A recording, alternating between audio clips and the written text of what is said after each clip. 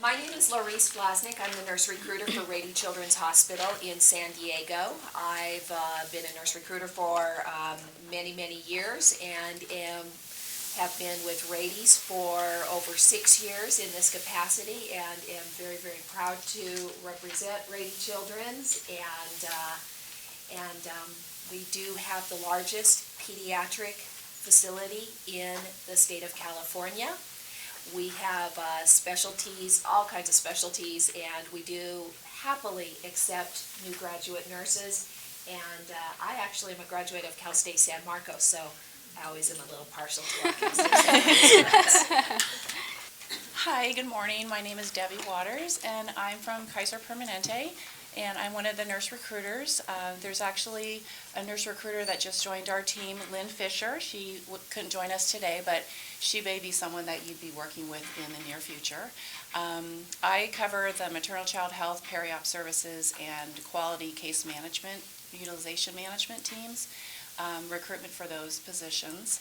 And I've been with Kaiser for about 25 years, and Wow. graduated from Cal Poly San Luis Obispo, and so I just wanted to welcome you all on your journey to graduation and, looking for a job. I hope I can help you out in the near future. All right. Good morning, everyone. My name is Tina Maria.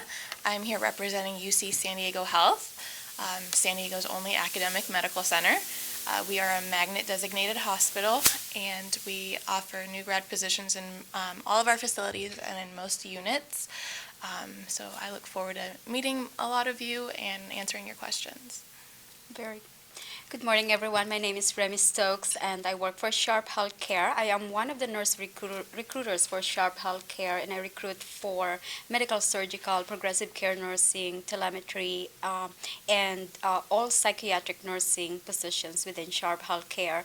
I've been with Sharp for 10 years, and it's always a pleasure to work for an organization like Sharp Healthcare.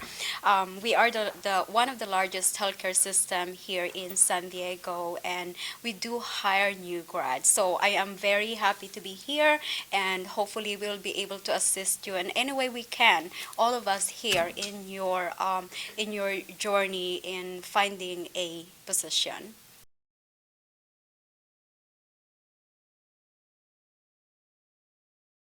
Usually when we are interviewing new grads, we'll schedule them back to back, 6 or 8 at a time in a day. So as you can imagine, that's quite a lot of information. It can be a little bit overwhelming to the panel or to the manager. We find it very helpful if you will provide a portfolio that you intend to leave with the manager. We've seen some that are really nice and come in a portfolio with a cover and that sort of thing. In that, you'll want to include your cover letter and your resume, of course, some letters of professional reference from clinical leaders that you have worked with, maybe from somebody who precepted you during your clinical rotation, or some people go into nursing as a second career, so maybe from some of your managers in previous employment endeavors, have those letters of reference, and be prepared to leave that. Usually what the manager will do is will take a cursory look at it at the time that you're sitting in front of them to see if there's anything that needs to be clarified. Then it'll be set aside, but then it will be thoroughly reviewed when we're subsequently screening out candidates who aren't meeting the threshold to move on to the second interview.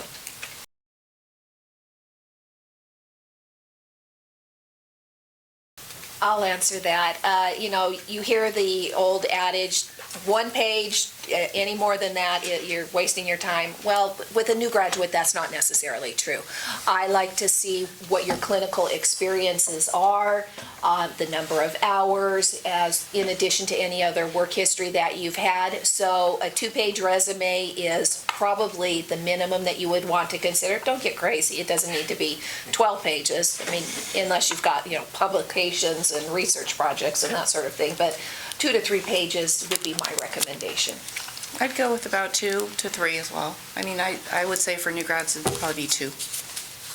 I would say the same thing, just provide us detailed, but it doesn't need to be, 12 pages long. Yeah, the same thing, 2 to 3 pages. It's actually good because when you write your clinical rotations as well as the number of hours, that takes at least half of the page of your application, right? So you have your name, your degree, and maybe your subject in there, your objective, and then the clinical portion of your RN program. And in the back, you can do your relevant experiences and also extracurricular activities or any publications that you have done, and then your references. So I would say 2 to 3. And I would say include non-nursing experience too. You know, a lot of relevant experience can be applied when you're talking about yourself as far as in front of a panel. Just so include a customer service experience and then all the volunteer stuff that you're doing in the community.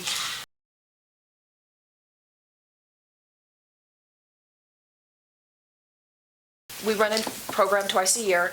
Our summer program is the largest. We anticipate about 45 to 50 new grads. Partly it's because they all start at the same time. And then our spring cohort is typically 30 to 35. We're not quite so big. We have about 12 planned for April, May. And then I would say in the fall, it probably will be about the same, maybe 10 to 12. So there's not a set number with each program. It's dependent on the department's needs and what they can take at that time. I would say generally, on average, it's about 15 per program. And that may change. I failed to mention that UCSD is opening up a brand new hospital, Jacobs Medical Center in La Jolla. So there may be additional new grad opportunities in July and October of this year. For the summer program at Sharp Healthcare, we expect to hire probably about 80 to 100 new grads.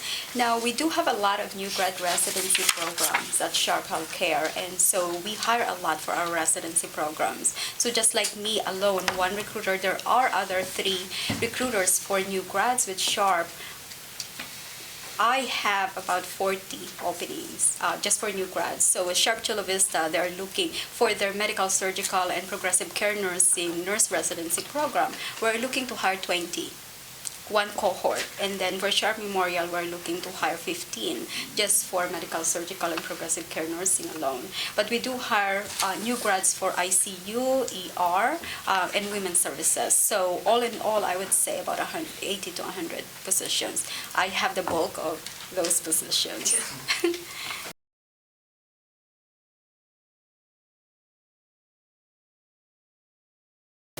In addition to, can you tell me why it is that you're interested in working in the neonatal intensive care?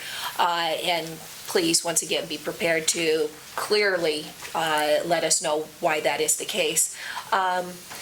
You will also be asked for like a specific clinical experience in that area.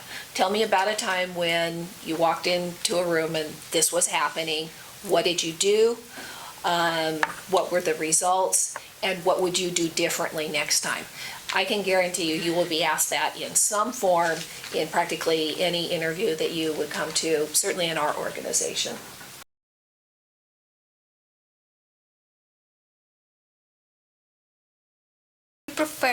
We prefer an externship rather than a CNA or an HCP position.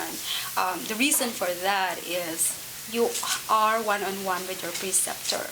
You are taking care of the patients that you will be taking care of if you are an RN. So you are exposed to the, care plan of that patient already, and the job duties and responsibilities of your job duties and responsibilities as an extern is basically what you're going to do when you become an RN. Although you are only shadowing your preceptor, but you are exposed to that kind of level of care. So I would look at, externship, particularly if you're looking to apply in progressive care nursing. We used to have an extern program with Sharp Healthcare, and it felt so actually bad that we had to stop that because of resources. We had to choose between externship and our resources for externship or new grads. And since we have a big new grad program at Sharp Healthcare, we decided to divert our resources and focus them to train our new grads. But we did had a lot of successes in our nurse extern programs. The managers love them because now, after the externship program, when they transition to the new grad program, they're already ready. They're already ready. So a CNA working in a different capacity would still have to go through the learning curve that they have to do before they can transition successfully into a new grad program.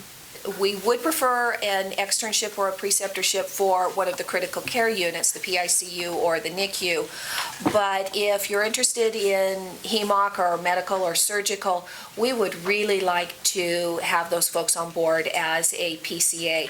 You are working with the clinical staff, you're learning the culture of the hospital and of that particular unit, you're building relationships with the other team members, and you're also getting that good quality experience while you're waiting for a position that your top choice to become available.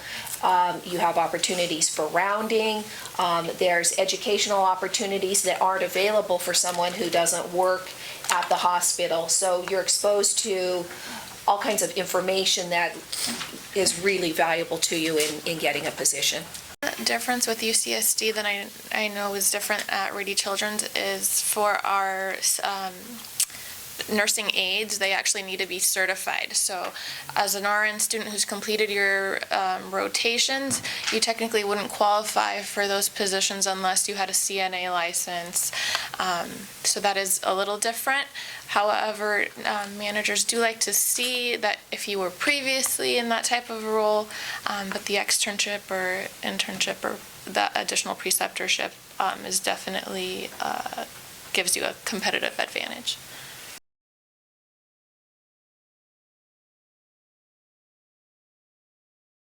Department, absolutely. I like the organization piece of it, doing your research about the company, kind of mentioning some of the aspects that we're working towards or working on, is also a nice feature to your cover letter.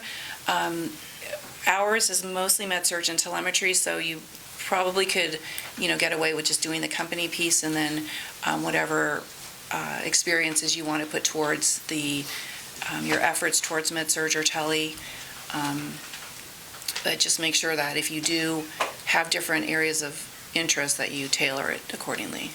Yeah, that's a very big one. I often see cover letters who are addressing the manager of of med-surg, and they're applying to an ICU opening. So managers don't like to see that. They want to see that the candidate is wanting to work in their unit. So if you do choose to tailor your cover letter to a specific unit, be very careful and just make sure that you switch them out if you're applying to multiple openings. As I mentioned earlier, we do not require a cover letter for Sharp Healthcare, particularly for our new grad program, because we have a supplemental form where you can actually take your time to answer those questions. Some of our questions there, one of the questions that we have is, why did you choose the specialty area? And so then you can tailor your answer to that. To that question. So that's the reason why we don't focus on the cover letter. But there are times when I enjoy reading cover letters. Again, those candidates that are doing above and beyond, I love them because even though we didn't require them, but they took their time to actually express their interest in that particular position. So I'd love to see that they on the cover letter. When I'm reading them, I would like to see them talking about Sharp Healthcare and why they're interested in Sharp Healthcare, and then also just like Debbie, and also express their interest in a specific specialty area.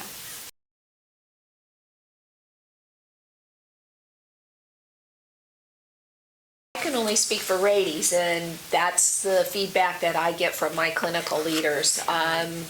I could see how other leaders might not be interested in having one more piece of paper or, on their desk, but that would be the advice I would give for someone applying to our organization, yeah. I've seen The candidates bring in, just one copy would be fine for us. We can look at it during the interview. My colleague Rudy was the one who was mainly involved, so I wasn't sure if he actually walked away with hard copies like the person had left him for us to review. But I wouldn't say it's for, like, all of our candidates are presenting those. But I would say it's probably a preference for a manager, at least at UCSD. Well, my recommendation would be just to prepare one anyways, because it's not going to hurt you if you do have it and they let you know that it's not necessarily, at least you're prepared, so that if they do, they are impressed and will take that away. With Sharp, no, we don't require a portfolio during your interview.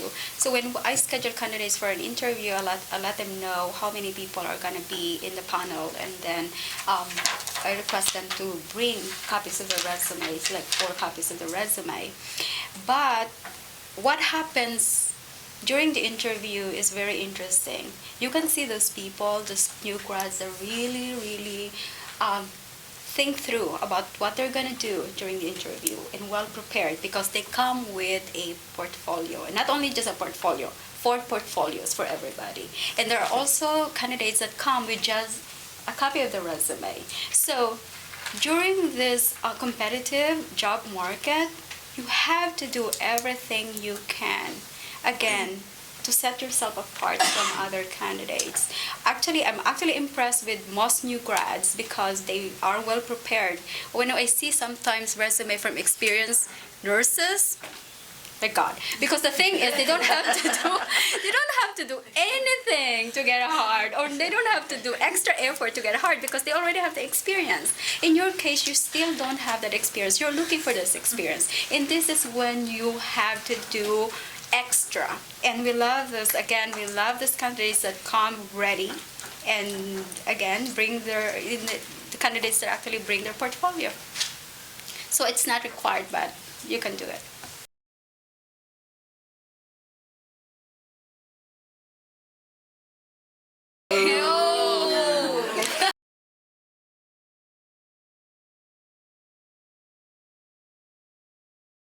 Another thing that we advise our new grads while they're waiting for opportunity is take volunteer opportunities, volunteer job. There are a lot of hospitals here in San Diego, and we always need volunteer. Volunteering is one way of really learning about the culture of the organization. So like, for example, if you're interested in Sharp Healthcare, the best way to know Sharp Healthcare before you become an employee is actually coming in as a volunteer. We require 100 hours minimum for our volunteer hours. There's so many volunteer opportunities within our organization. Now, we just don't want you to expect to come to Sharp and say, like, okay, I want to do a nursing job. As a volunteer, unfortunately, you won't be able to do that, even though you are an RN already. You would do different things, but you know what? It's okay. You are on the floor, you're meeting new people, you're connecting with these people, and guess what? They see you. And one day when you are ready and the opportunity comes, they may think about you and say, you know what, she is with us here. Let's see what her qualifications are. We have an opening. Now, with Sharp, we include our volunteers to our nurse new grad forum, which we do prior to opening a position. So we gather them like this, and we actually we prep them how to apply online. What are we looking for our new grad candidates? And so they have that information in advance. We feel like it's great to get them the head start. Because they are with us already. So we include our volunteers in our orientation process. And they are the ones who actually know first what those positions are going to be open. So that's one of the advantages of being with Sharp Healthcare. And another thing is that there are some opportunities for new grads to work in maybe long-term acute and skilled nursing. We just don't want you to stop. So a lot of questions with new grads, they say, well, now I went to school, I have this degree, now what? Because there are so many things that you could do while waiting for an opportunity, and you'll never know when that opportunity comes. Okay, so I hope that helps. We offer them twice a year, so it's not too often, and I guess my point is that if you were to go into a HUC position, you could probably work there for a good amount of time before the next new grad program opens up. But if you do have the experience with a recruiter, I just want to kind of recommend to be patient, professional, courteous, whether you see them in person or by email. Persistency is great, but, don't get overly aggressive as far as contacting them every day, for example, but that's a little exaggerated. But No, it's not. don't get in, I'm sorry, I would get involved in professional associations to network with experienced nurses or even students that, may hear things that would be helpful to you. And kind of like Laurice was saying, just stay positive, don't be discouraged. I think there's something out there for a lot of people that you can take advantage of right away. I know sometimes people, if they have family members out of the area, they're able to get employment out of state or, out of the immediate county, and then come back to Kaiser and apply after they have a year of experience. And that way they come in as an experienced nurse versus a new grad. Again, just don't get discouraged. Find ways to stay current, volunteer. I can tell you a few managers really like to see volunteer work done, and it doesn't necessarily need to be in a hospital. They just like to see that you're out volunteering. Attaining additional certifications, but again, as Remy said, don't just go out and get everything. You'll want to tailor it to what your interests are and the specific unit that you hope to get a job with. Joining professional organizations, like was mentioned, and then for UCSD, you actually only need 6 months of RN experience to qualify for a staff nurse role. So if you go out of the area, you get a new grad position elsewhere, but you're really set on wanting to come work for UCSD, just keep that in mind that once you hit your 6 months of RN experience, you can start applying for CN2 roles.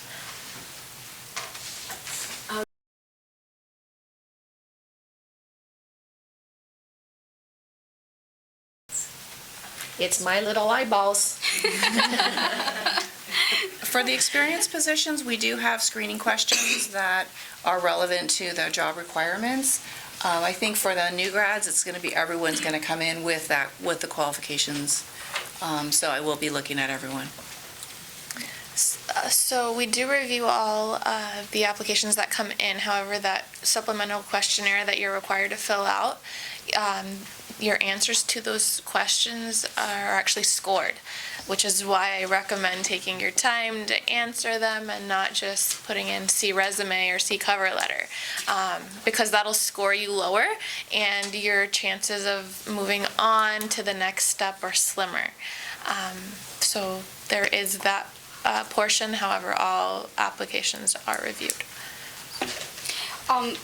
Technology helps us to make it easy for us to review applications, but it doesn't necessarily mean that we don't look at your application.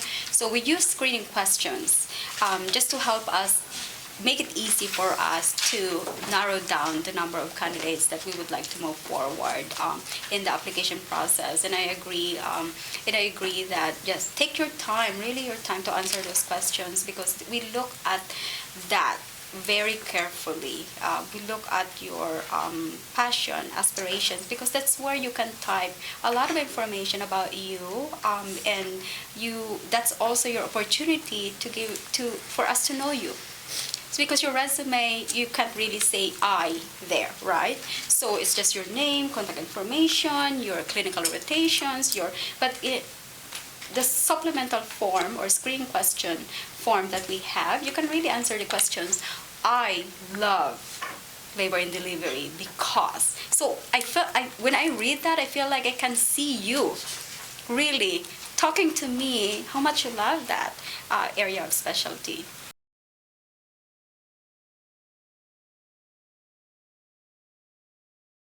application period and waiting for a call for an interview, do you find it positive and eager to get a phone call in between that time, or is that kind of too much? I don't mind getting an email, Okay. but usually at that point, I'm inundated with 800 applications, and it takes me probably 3 to 4 weeks to get through all of them. So maybe an email that says, hey, I applied. Okay. And my email address is just, it's on our website, contact nurse recruiter, click here, and it comes to me. It's the same thing with Sharp Healthcare. We do get a lot of applications, like 15 to 1,800 applications. It's a lot, and so we need at least for me, I need at least 2 to 3 weeks just to go through the candidates, because we look at everybody. It's not like we just pick and choose who we would like to move forward, because we want to be fair to everybody. You took the time to submit your application, to apply online, to really craft your documents, and we want to give you that opportunity to be reviewed. So when we get an email, it's good, just so we know that you're out there and very excited about the opportunity, and it's easy for us to actually just email back, thank you so much for your email, we're currently reviewing your application, and if you're selected, you will be contacted. But there are times when candidates would call us, like numerous times, like, oh my gosh, like 5 times just in one day. It's like, oh my gosh, so because if we spend the time to contact everybody while we're reviewing, we won't be able to review your application at all. So it actually delays the process even more. So if we feel passionate about two specialties, is it okay to convey that in the application process? Or does it seem like we can't make up our mind? I would recommend tailoring each application to the unit that you're applying to. I definitely recommend applying for both, but crafting your cover letter and then that supplemental questionnaire will specifically ask you why you are looking to start a career in labor and delivery. So I would tailor that response specifically to your interest in labor and delivery, and then an ED opening to the ED. Okay, so that would apply for the new grad application process? Mm-hmm. Okay. So for Kaiser, since we only have med-surg and tele offered for new grads, and our specialty units are usually resulting from, being an employee and then transferring into a specialty unit once it's offered to the employees. Because we do it that way, we give our most senior nurses that opportunity to apply for the specialty areas. So I just wanted to kind of comment that sometimes we've had people in the interviews for med-surg or tele, but they express their interest in the other units, so that really kind of puts the managers off, because they're figuring, oh, they're not really interested in my unit. They want to jump ship right away, once that opportunity is there. So, I mean, you can mention it as an area of interest, but focus on why it's important for you to get that experience in med-surg tele, for example, and how it'll help you to grow into perhaps a unit of specialty in the future.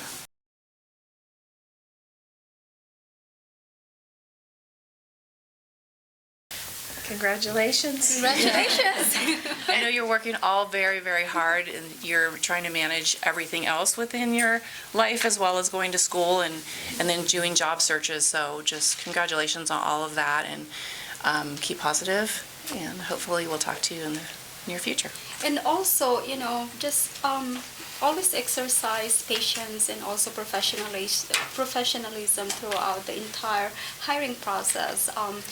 We are doing everything we can to be of help to you during that time, and just so connect with us if you need to during the entire application process, and just be really just be professional, and also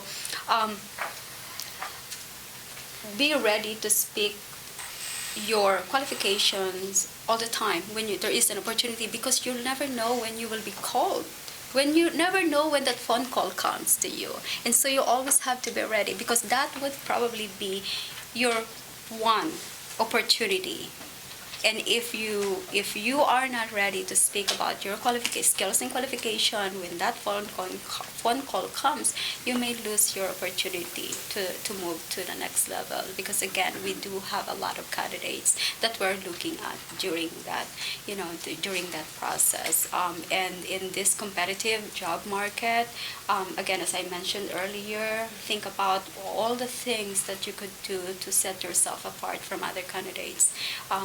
Because that's all you could do. You are not in control of the other things around you, just like the California Board of Nursing. We can't do anything about it. But there are things that you are in control of. So focus on those.